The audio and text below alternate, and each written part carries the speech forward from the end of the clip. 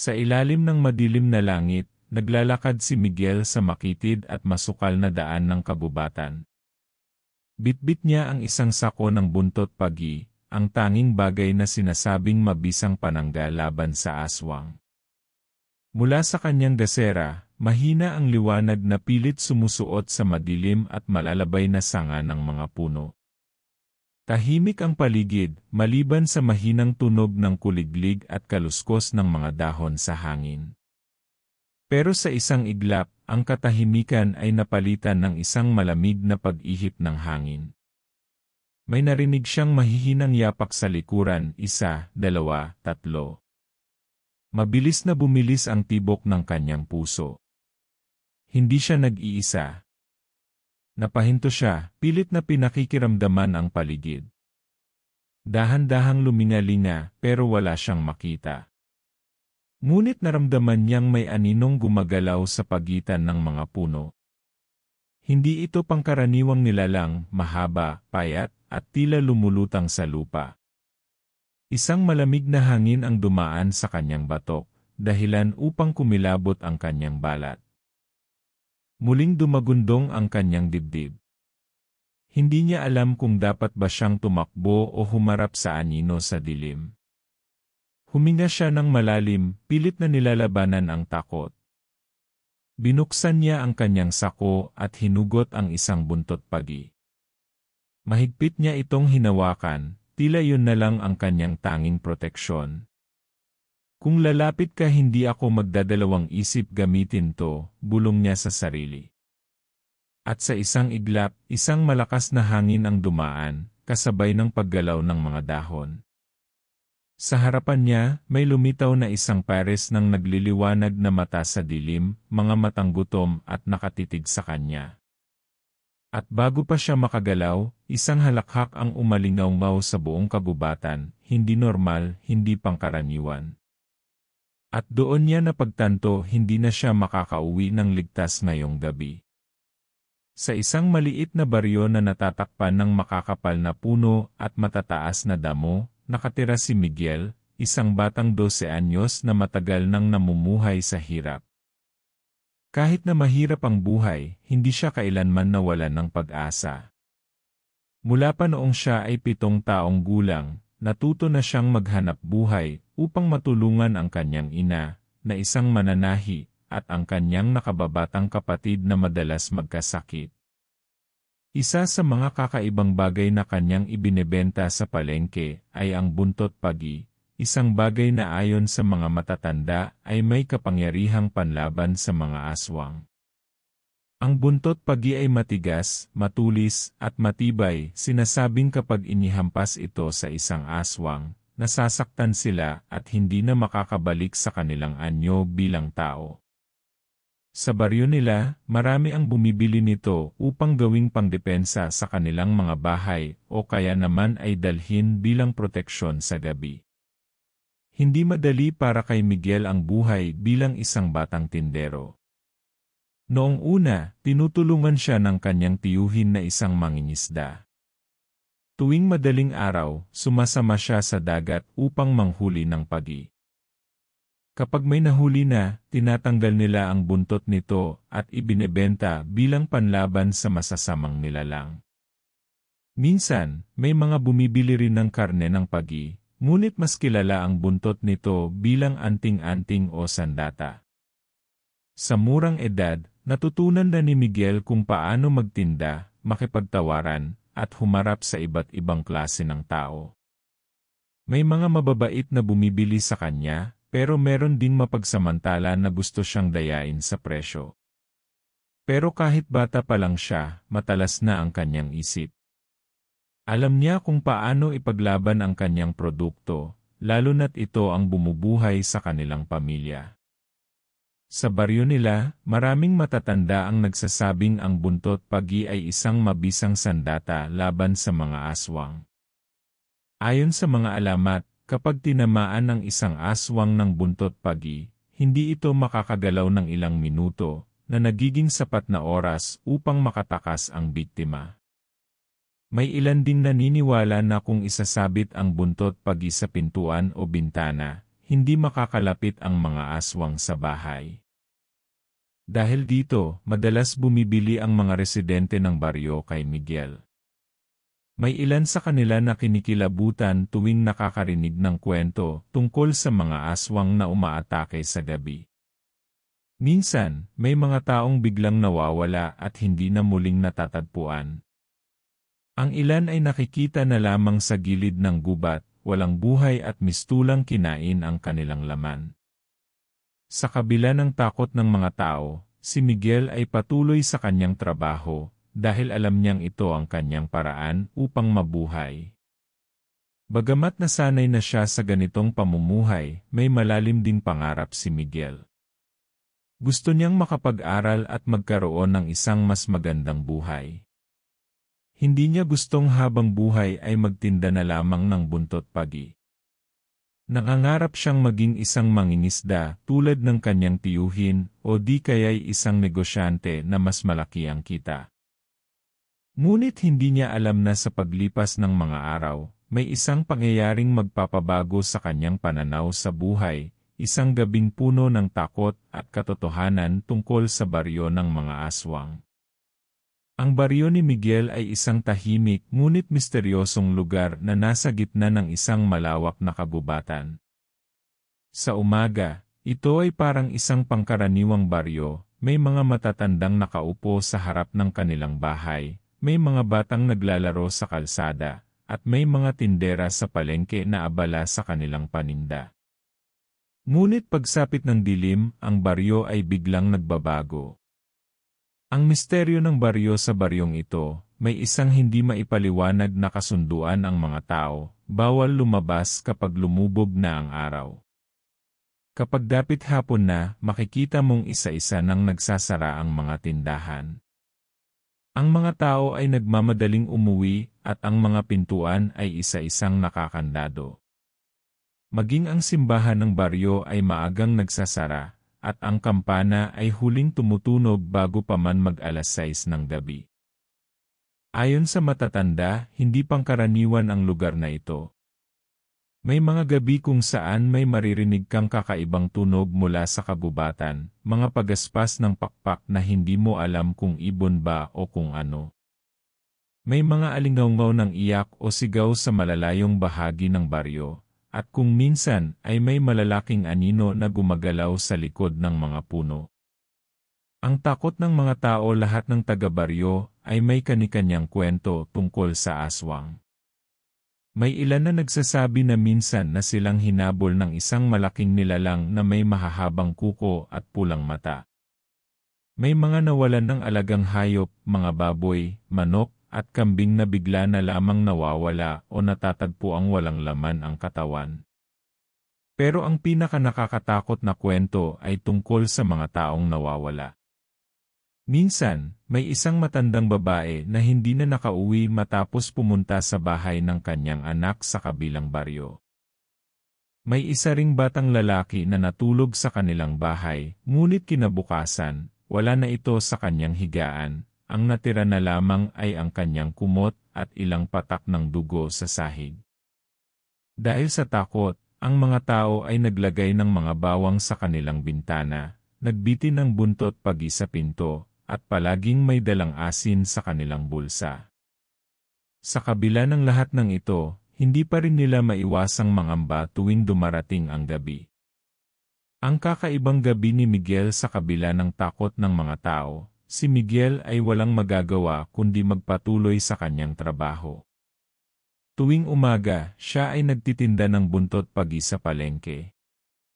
Ngunit minsan, natatagalan siya sa pagbebenta at hindi niya namamalayan na lumalalim na ang gabi. Isang gabi, habang pauwi siya mula sa palengke, napansin niyang kakaiba ang paligid. Mas tahimik ito kaysa dati, at pakiramdam niya ay parang may sumusunod sa kanya. Binilisan niya ang kanyang paglalakad, ngunit naramdaman niyang mas lalong bumibigat ang hangin sa paligid.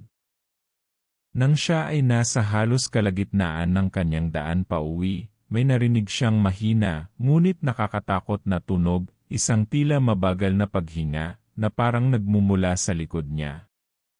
Huminto siya sandali at lumingon, ngunit wala siyang nakita. Sinubukan niyang ituloy ang paglalakad, ngunit sa bawat hakbang niya, may naririnig siyang kumakaluskos sa kanyang likuran. Parang may lumulundag mula sa isang puno patungo sa isa pa. Kinilabutan siya, kaya inipit niya ng mahigpit ang mga buntot pagi na kanyang dala, nagbabaka sakaling maprotektahan siya nito kung sakali mang may masamang mangyari. Nang malapit na siya sa kanilang bahay, biglang may malakas na kaluskos sa kanyang tabi. Napatakbo siya, hindi na lumilingon. Pagdating niya sa kanilang bahay, agad niyang isinara ang pinto at huminga ng malalim. Hindi niya alam kung totoo ba ang kanyang narinig o bunga lang ng kanyang takot. Ngunit isang bagay ang sigurado, may kung anong nagmamatsyag sa kanya sa dilim. Kinabukasan, habang naglalako si Miguel ng buntot pagi sa palengke, napansin niyang kakaunti ang mga bumibili. Karamihan sa mga tao ay nagmamadaling umuwi, at may ilan pang mukhang balisa, para bang may kakaibang nangyari noong gabi. Habang nililibot niya ang palengke, may isang matandang babae na nakaupo sa isang sulok, tahimik na nakamasid sa kanya. Siya si Lola Sabel, isang kilalang mangkukulam sa baryo. Maraming tao ang iniiwasan siya dahil sa kanyang matalas na dila at misteryosong pagkatao. Ngunit sa kabila ng kanyang reputasyon, may ilan ding lumalapit sa kanya para humingi ng pangontra sa masasamang espiritu. Nang dumaan si Miguel malapit sa kanya, bigla siyang tinawag ng matanda. "Miguel, halika rito." Nagdalawang isip si Miguel. Alam niyang maraming kwento tungkol kay Lola Sabel, sinasabing may kakayahan siyang makita ang hindi nakikita ng iba. Ngunit sa kanyang pag-aalinlangan, napansin niyang seryoso ang ekspresyon ng matanda, para bang may mahalagang bagay itong sasabihin. Lumapit siya ng dahan-dahan, at sa sandaling malapit na siya, mahina ngunit malamig ang boses ng matanda nang magsalita. "May sumusunod sa iyo kagabi." Nanlamig ang katawan ni Miguel. Hindi pa niya naikukwento kahit kanino ang kanyang naramdaman kagabi, ngunit heto ang matanda, alam ang nangyari sa kanya. "Lola, paano niyo po nalaman?" tanong niya, hindi maitago ang kaba sa kanyang boses. "Hindi ito ang unang beses na may lumapit sa akin para magtanong tungkol sa anino sa dilim," sagot ng matanda. "Marami nang nawala sa baryong ito, at lahat sila bago nawala, may naramdaman silang hindi maipaliwanag na takot, gaya ng naranasan mo." Lalong tumindi ang kaba ni Miguel. "Lola, ano pong ibig ninyong sabihin? Ano po ba yung naramdaman ko kagabi?" Lumapit ang matanda at hinawakan ang kanyang kamay. Naramdaman niya ang gaspang ng palad nito, at ang lamig na tila sumisipsip sa init ng kanyang katawan. "Isang aswang ang sumusubok na lapitan ka. At kung hindi ka mag-iingat, ikaw ang susunod nilang biktima." Ang lihim ng baryo nanginginig na napalunok si Miguel. Narinig na niya noon ang mga alamat ng aswang, pero ngayong mismong siya ang nakakaranas ng ganitong babala, iba ang takot na kanyang nararamdaman. "Ano pong kailangan kong gawin, Lola?"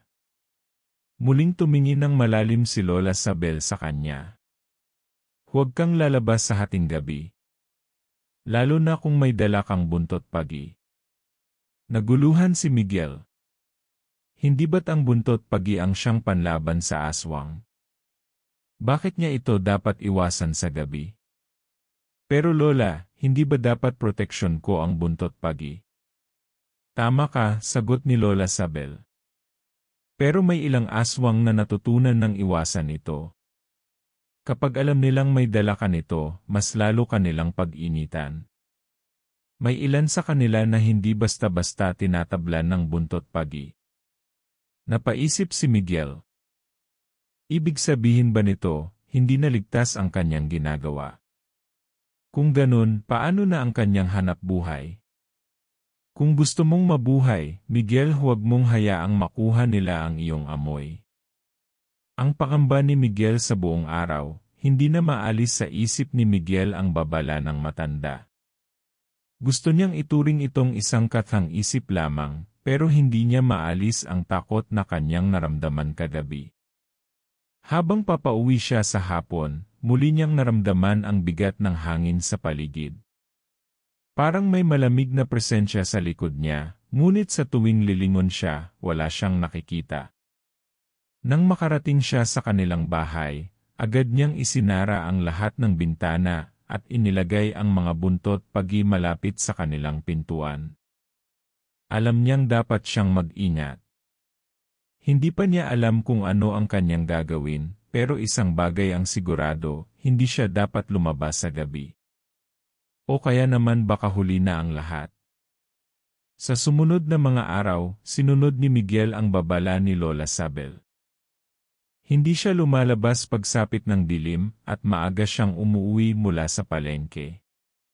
Ngunit kahit anong pag-iingat niya, may isang bagay na bumabagabag sa kanyang isipan, ang pakiramdam na may nagmamatsyag sa kanya. Ang kakaibang mamimili isang umaga, habang naglalako siya ng buntot pagi, may isang estrangherong lumapit sa kanya. Ito ay isang matangkad at maputlang lalaki na hindi niya pa nakikita sa kanilang baryo. Ang kanyang mga mata ay malalim at tila ba may kung anong misteryo ang nakatago sa likod ng kanyang titig. "Ikaw ba ang nagtitinda ng buntot pagi?" tanong ng lalaki. "Opo, sir," sagot ni Miguel. "Ilan po ang bibilhin niyo?" "Kailangan ko ng 10 buntot pagi," sagot ng lalaki, na siyang ikinagulat ni Miguel. Karaniwan, ang mga mamimili ay bumibili lamang ng 1 o 2. 10 ay isang malaking halaga, pwede na siyang hindi magtinda kinabukasan kung sakali. Ngunit sa kabila ng saya na dulot ng malaking benta, may kung anong hindi mapakali sa kanyang isipan. "Ang dami po, sir." "Para saan po ba ito?" tanong niya, pilit na hindi pinapahalata ang kanyang pag-aalinlangan. "Hindi mo na kailangang malaman," malamig na sagot ng lalaki. Bagamat nag-aalinlangan, iniabot na lamang ni Miguel ang mga buntot pagi. Sa kanyang gulat, doble ang ibinayad ng lalaki. "Ito ay para sa isang espesyal na pabor," dagdag ng mamimili. "Ihatid mo ang mga buntot pagi sa aking bahay sa dulo ng gubat. Gagantimpalaan kita ng mas malaking halaga kapag dinala mo ito ngayong gabi." Biglang nanlamig ang katawan ni Miguel. Ngayong gabi? Naalala niya ang babala ni Lola Sabel. Huwag lalabas sa gabi. Pero ang perang iniaalok ng lalaki ay mas malaki kaysa sa kinikita niya sa loob ng 1 linggo. "Pasensya na po, sir, pero hindi po ako pwedeng lumabas sa gabi." Nakita niyang bahagyang sumilay ang isang ngiti sa labi ng lalaki, isang ngiti na hindi niya maipaliwanag kung nakakatakot o nang-akit. "Miguel, hindi mo ba gusto ng mas malaking kita? Hindi ba't gusto mong matulungan ang iyong pamilya?" Napahawak si Miguel sa kanyang dibdib. Totoo nga. Kung tatanggapin niya ito, makakabili siya ng mas maraming pagkain para sa kanyang ina at kapatid. 1 beses lang, dagdag ng lalaki. "Ihahatid mo lang. At pagkatapos noon, hindi na kita guguluhin." Ang desisyong magbabago ng lahat sa huli, napabuntong hininga si Miguel at pumayag. "Sige po, ihahatid ko po ngayong gabi." Hindi niya alam na ang desisyong ito ang magpapabago sa kanyang buhay magpakailanman. Ang daan patungo sa gubat pagsapit ng 8:00 ng gabi, lumabas si Miguel dala ang isang sako ng buntot pagi. Ang baryo ay tahimik na. Wala ng tao sa kalsada, at ang tanging ilaw lamang ay mula sa maliliit na lampara sa ilang bahay. Habang papalapit siya sa gubat, naramdaman niyang lumalamig ang paligid. Ang mga puno ay tila mas mataas kaysa dati, at ang mga anino nito ay gumagalaw sa bawat ihip ng hangin. Habang patuloy siyang naglalakad, muling bumalik ang pakiramdam na parang may nagmamasid sa kanya. Naramdaman niyang parang may matang nakatitig mula sa kadiliman. Nagpatuloy siya sa paglalakad, pinipilit na huwag isipin ang takot. Ngunit nang makarating siya sa kalagitnaan ng gubat, bigla siyang napahinto. May narinig siyang isang tunog, isang mahaba at malalim na buntong hininga, hindi malayo sa kanyang likuran. Sa gitna ng madilim at malamig na kabubatan, natigilan si Miguel. Ang buntong hiningang narinig niya ay hindi pangkaraniwan, parang nagmumula ito sa isang nilalang na hindi tao. Dahan-dahan siyang lumingon, pilit na pinipigilan ang takot na bumalot sa kanyang katawan. May anino sa likuran sa pagitan ng mga puno, may isang aninong gumagalaw. Hindi ito kasing tangkad ng isang normal na tao, mas mataas, mas mahaba ang mga braso, at tila ba hindi lumalakad ng normal. Parang lumulutang ito sa lupa. Napakapit si Miguel sa sako ng buntot pagi na kanyang dala.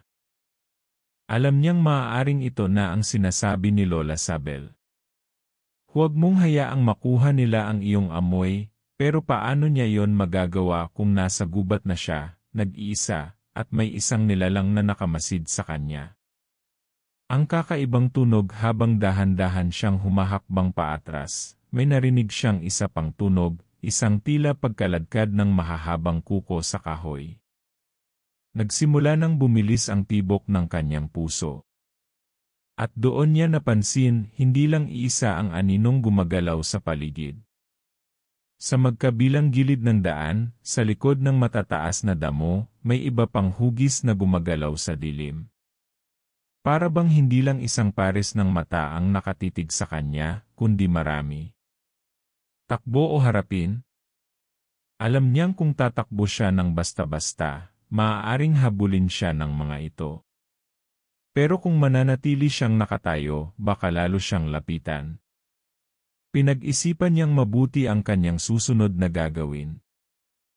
Pagkatapos ng ilang segundong pagtitig sa anino sa harapan niya, bigla niyang naalala ang sinabi ng mga matatanda, takot ang aswang sa buntot pagi, pero hindi ibig sabihin na hindi ka nila kayang saktan.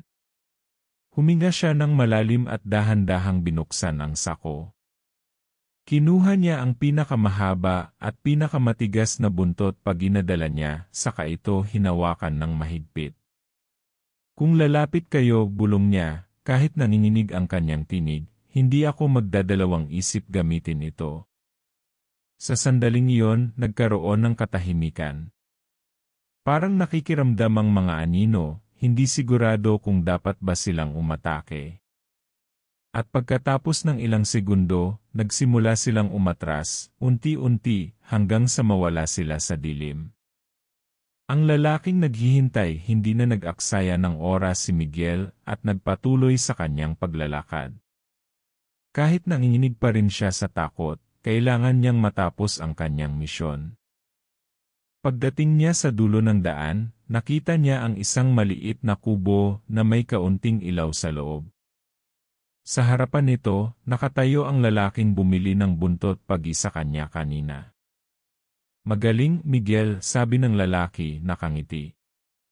Dumating ka. Pero ang sumunod na nangyari ay hindi niya inaasahan. Ang lalaki ay hindi isang ordinaryong mamimili. May lihim siyang itinatago, at iyon ang dahilan kung bakit siya bumili ng napakaraming buntot pagi. At sa gabing iyon, malalaman ni Miguel kung bakit. Nakaharap ni Miguel ang lalaking bumili ng buntot pagi. Sa malapitan, napansin niyang kakaiba ang kanyang anyo, maputla ang balat nito, halos parang walang dugong dumadaloy sa katawan. Ang kanyang mga mata ay hindi pangkaraniwang kayumanggi o itim, kundi matingkad na pula na kumikislap sa ilalim ng mahina niyang lampara. Sa kabila ng malamig na gabi, hindi man lang ito nilalamigan. Nakatayo lang ito sa harap ng kubo, walang anino sa lupa. Magaling, Miguel. Dumating ka. Sa sandaling marinig niya ang mga salitang iyon, agad na sumikip ang kanyang dibdib. Ang kakaibang pagngiti ng lalaki sa halip na kunin ang sako ng buntot pagi, biglang lumapit ang lalaki sa kanya. Masyado siyang mabilis, hindi tulad ng normal na tao. Para bang hindi dumadampi ang kanyang mga paa sa lupa. Matapang ka. Iilan lang sa baryong ito ang may lakas ng loob na pumasok sa kagubatan sa ganitong oras. Hawak-hawak pa rin ni Miguel ang buntot pagi, handang ipagtanggol ang sarili kung kinakailangan. Ano ba talaga ang kailangan mo sa buntot pagi? Tanong niya, pilit na pinapakalma ang sarili. Napangiti ang lalaki. Protection. Nagulat si Miguel. Hindi ba't ang buntot pagi ay ginagamit para lumaban sa aswang? Bakit kailangang protektahan ang sarili ng isang tulad niya? At doon niya naunawaan. Ang lihim ng lalaki, ikaw isa kang aswang. Sa halip na magalit, tumawa lang ang lalaki. Matatalino talaga ang mga kabataan ngayon. Miguel. Ako ay isa sa kanila. Pero hindi ako tulad ng iniisip mo. Lalong lumakas ang kabog ng kanyang dibdib. Bakit mo kailangan ng proteksyon kung ikaw mismo ay isa sa kanila? Sa unang pagkakataon, parang lumungkot ang ekspresyon ng lalaki. Hindi lahat ng aswang ay gustong pumatay. May ilan sa amin na nais lamang mabuhay ng payapa.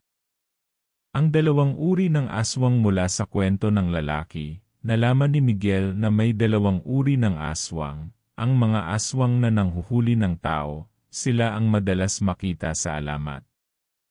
Nagpapalit anyo, kumakain ng laman ng tao, at walang awa sa kanilang mga biktima. Ang aswang na lumalaban sa sarili nilang lahi, may ilan daw sa kanila na nais mamuhay ng normal, ngunit patuloy silang hinahabol ng kanilang sariling uri dahil hindi sila sumusunod sa tradisyon. Isa ako sa mga aswang na lumalaban, sabi ng lalaki. At ang buntot pagi ay isa sa ilang bagay na maaaring magprotekta sa akin laban sa kanila. Napatitig si Miguel sa sako ng buntot pagi. Sa buong buhay niya, inakala niyang ang buntot pagi ay ginagamit lamang ng tao para lumaban sa aswang. Ngayon, nalaman niyang maging ang ibang aswang ay ginagamit ito para protektahan ang sarili laban sa kanilang sariling uri. Ang papalapit na panganib ngunit bago pa siya makapagtanong pa, biglang may dumagundong sa kagubatan. Malalakas na yapak. Mabibilis na pagaspas ng pakpak. At isang halakhak na parang nagmumula sa maraming bibig. Nahanap na nila ako. Muling hinarap siya ng lalaki, ngayon ay may halong takot ang kanyang mga mata. Miguel, kung gusto mong mabuhay, kailangan mong tumakbo. Ngayon na. Ngunit bago pa siya makagalaw, isang malalim na boses mula sa kadiliman ang umalingaw-ngaw. Wala nang tatakbo. Ibigay mo siya sa amin, Santiago. At sa gabing iyon, hindi lang si Miguel ang nasa panganib. Tumigil ang buong kagubatan sa sandaling marinig ni Miguel ang malalim na boses mula sa kadiliman. Sa likod ng naglalakihang puno, may lumitaw na anino, hindi lang isa, kundi 5. Ang kanilang mga mata ay kumikislap sa dilim, parang nagbabagang baga. Ang kanilang mga katawan ay mahahaba, payat ngunit matitigas ang mga kalamnan. Ang kanilang mga daliri ay may mahahabang kuko na tila mas matalim pa sa kutsilyo. Ang pinakauna sa kanila, isang matangkad na lalaking nakasuot ng lumang kasuotan, ay humakbang palapit kay Santiago, ang aswang na hindi nila kasamahan. Pinagtataksilan mo ang sarili mong lahi, sabi nito. Ang boses ay may halong galit at pangungutya. Hindi ako katulad nyo, Marcos, sagot ni Santiago, hindi inaalis ang tingin sa bagong dating. At hindi ako magiging tulad nyo kailanman. Napaatras si Miguel. Ngayon niya naunawaan ang lahat. Ang mga aswang na ito ay dumating para patayin si Santiago dahil sa kanyang pagtataksil sa kanilang lahi. At ngayon, nasa gitna siya ng isang labang hindi niya dapat masaksihan. Ang unang pagsalakay sa isang iglap, sumugod ang isa sa mga aswang, napakabilis. Isang iglap lang, nasa harapan na ito ni Santiago, nakataas ang matatalim nitong kuko, handang saksakin siya sa dibdib. Pero bago ito makalapit, hinampas ni Santiago ang buntot pag ginahawak niya. Saak! Isang malalim na sugat ang lumitaw sa dibdib ng aswang, na agad napasigaw sa sakit. Aarg! Nagulat si Miguel. Hindi niya inakalang ganito kalakas ang epekto ng buntot pag-iilaban sa aswang. Pero hindi pa tapos ang laban. Ang madugong laban, 3 pang aswang ang sabay-sabay na lumundag kay Santiago. Ngunit sa isang mabilis na galaw, umiwas siya, at sa bawat hampas ng buntot pagi, may napapaatras na aswang. Ngunit kahit anong lakas niya, 5 sila, at unti-unting nauubos ang kanyang lakas. Miguel! Tumakbo ka na, sigaw ni Santiago. Pero hindi siya makagalaw. Nakikita niyang unti-unting napapaligiran si Santiago ng mga aswang. Kung hindi siya tutulong, siguradong mapapatay siya ng mga ito. At sa sandaling iyon, naalala niya ang lahat ng pinagdaanan niya. Ang kanyang pamilya, ang kanyang pangarap na makaahon sa hirap, at ang kanyang tapang na humarap sa takot. Kung ngayon siya atras, kailan pa? Ang desisyon ni Miguel sa isang matinding bugso ng damdamin, dinampot niya ang isa pang buntot pagi sa kanyang sako, at sumugod papunta sa mga aswang. Isang malakas na hampas, slak. Tinamaan niya ang isa sa mga aswang sa likod, dahilan para ito mapasigaw at umatras. Napatingin si Santiago sa kanya, halatang nagulat. Miguel, anong ginagawa mo? Tumutulong, sagot niya habang mahigpit na hawak ang buntot pagi. Ang huling hakbang ngayon, 2 silang lumalaban. Kahit takot na takot siya, hindi niya iniwan si Santiago. Sa huling bahagi ng laban, ginamit ni Miguel ang natitirang mga buntot pagi para palibutan ang mga aswang. Nang makita ng mga ito na wala na silang matatakasan, nagsimula silang umatras. Isa-isang lumubog ang kanilang mga katawan sa kadiliman ng gubat, hanggang sa tuluyan silang nawala. Sa wakas tapos na ang laban. Ang sugatang kaibigan na paupo si Santiago, hinal at sugatan. Nilapitan siya ni Miguel, tinulungan siyang bumangon. Salamat, Miguel, mahina nitong sabi. Hindi kita pwedeng pabayaan, sagot ni Miguel. Ngunit alam nilang hindi ito ang huling beses na magpapakita ang mga aswang. Alam nilang babalik ang mga ito, at mas marami pa sila sa susunod. At kaya nilang gawin ang kahit ano para lamang mapatay si Santiago. Pagkatapos ng laban, kapwa-sugatan sina Miguel at Santiago, ngunit buhay sila. Tumayo silang 2 sa gitna ng madilim na kagubatan, habol pa rin ang hininga. Ang buntot pag ginahawak ni Miguel ay basa sa itim na dugo ng mga aswang, habang si Santiago naman ay may malalalim na sugat sa kanyang katawan. Ang pangako ni Santiago, hindi pa tapos ito, mahina ngunit matigas na sabi ni Santiago. Babalik sila. At sa susunod, hindi lang 5 ang darating. Napalunok si Miguel. Totoo ang sinabi ni Santiago. Ang mga aswang na yon ay hindi susuko hanggat hindi nila siya napapatay. At ngayon, alam nilang may isang batang naglakas loob na lumaban sa kanila. Ano nang gagawin natin? Tanong ni Miguel. Tumingin si Santiago sa kanya, may halong paghanga at pag-aalala sa mga mata nito.